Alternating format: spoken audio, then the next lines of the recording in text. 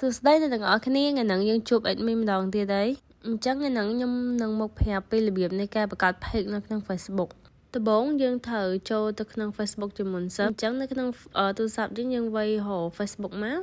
អញ្ចឹងនៅពេលដែលយើងបើក Facebook ហើយយើងត្រូវចូលកន្លែង profile របស់យើងហ្នឹងដល់ពេលយើងចូល profile គឺយើងឃើញទម្រង់បែបនេះអញ្ចឹងបន្ទាប់មកយើងចុចសញ្ញាត្រេ3នៅពីខាងនេះដៃហ្នឹងកន្លែងហ្នឹងដែរវាខុសគ្នាទៅតាមទូរស័ព្ទអញ្ចឹងណាប៉ុន្តែកន្លែងហ្នឹងយើងមិនបាច់ខ្វល់ទេយើងគ្រាន់តែរកកន្លែងដែលមានឈ្មោះថា page បន្ទាប់មកទៀតយើងចុចហើយយើងចុចឡើងពាក្យ create ហ្នឹងនៅកន្លែងនេះគឺយើងវាយឈ្មោះ page របស់យើងដែលយើងចង់ដាក់អញ្ចឹងកន្លែងនេះយើងដាក់ page អីក៏បានដែរដែលយើងចង់បង្កើតវាហ្នឹងតែគ្នាយើងបាច់ដាក់ដោយ admin ទេណាដោយសារតែ admin ដាក់ឈ្មោះ page ដែល admin ចង់ដាក់ទេនៅពេលយើងវាយឈ្មោះ page ហើយយើងចុចកន្លែងពណ៌ខៀវហ្នឹងមកចុចពាក្យ next ហ្នឹង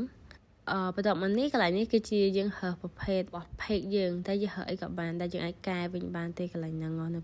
ពេលយើងបង្កើតហើយណាយើងរើសអីមួយដែលយើងចង់ដាក់មកទៅជាប្រភេទអីគេ page របស់យើងហ្នឹង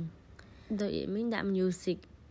ហើយបន្តមកទៀតកន្លែងនេះយើងពេញព័ត៌មានមួយចំនួនដូចជា welcome page ក៏ email អញ្ចឹងប៉ុន្តែកន្លែងហ្នឹងយើងអត់ដាក់ក៏បានដែរកន្លែងហ្នឹងវាអត់តម្រូវឲ្យយើងដាក់ទេតែបើយើងចង់ដាក់យើងដាក់ពាក្យខ្លីៗល្មមមកបានហើយយើងកុំដាក់វែងពេកណា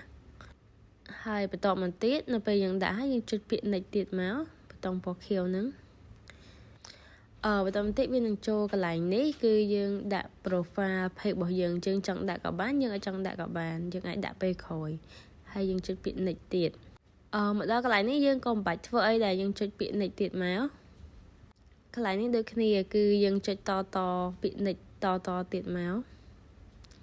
មកដល់នេះក៏ដូចគ្នាដែរយើងនិយាយទៅយើងចុចប៊ូតុងពណ៌ខៀវ next នឹងតរហូតមកកន្លែងនេះគឺវាធ្វើការបង្កើត page ឲ្យយើងហើយអូខេអញ្ចឹងវានឹងឃើញប៉ុណ្ណឹងហើយយើងចុចពាក្យ done មកចុចប៊ូតុងពណ៌ខៀវដូចគ្នាចុចពាក្យ done នៅពេលយើងចុចហើយគឺយើងបាន page មួយដែលវាមានឈ្មោះដូចដែលយើងបង្កើតហ្នឹងគឺវាទម្រង់បែបហ្នឹងហើយសម្រាប់ page ហ្នឹងដែរគឺយើងអាចធ្វើការកែឈ្មោះឬក៏យើងដាក់រូបភាពឬក៏ដាក់ background នៅពីខាងក្រោយបានអញ្ចឹងណាហើយអាហ្នឹងយើងអាចធ្វើការ edit បានធម្មតាដោយតាម profile Facebook ហ្នឹងដែរទេអញ្ចឹងអស់ហើយនេះគឺជារបៀបនៃការបង្កើត page Facebook ដែលវាងាយហើយគ្នាយើងអាចយកទៅអនុវត្តបានបើសិនជាមានកន្លែងណាឬចំណុចណាមួយដែលគ្នាយើងអត់ទាន់យល់អាច